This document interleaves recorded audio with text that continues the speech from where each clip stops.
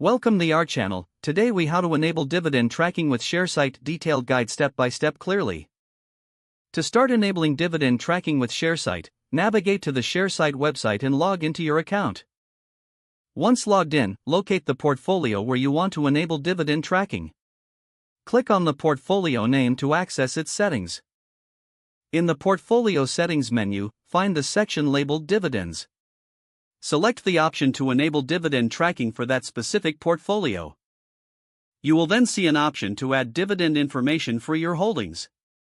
For each stock in your portfolio, click on the Add Dividend button. Enter the required details, including the payment date, amount, and currency of the dividend received.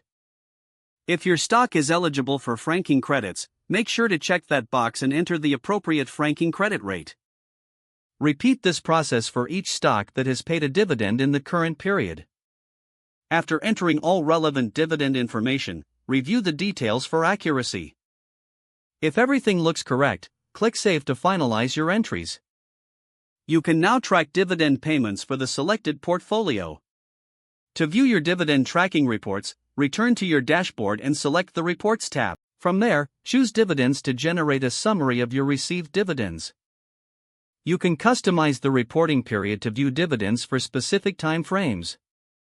This will provide you with a detailed overview of your dividend income, including total dividends received, pending payments, and any franking. Feel free to explore additional features in Sharesight that may enhance your dividend tracking experience. If the page does not load, refresh the browser or try again. Make sure you are using the correct email address, then retype it carefully to avoid small typos. If your password is not accepted, use the reset option and create a new strong password you can remember. Check your spam folder for verification or security emails, then complete any requested confirmation steps. Enable two-factor authentication if available to improve account security and reduce unauthorized access risk. After signing in, review your profile details so your contact information and settings are accurate and current.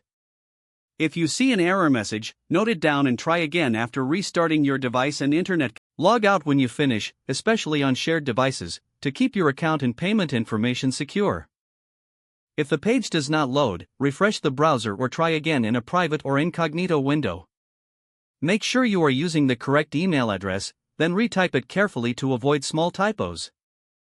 If your password is not accepted, use the reset option and create a new strong password you can remember. Don't forget to like this video and subscribe to our channel for more step-by-step tech guides.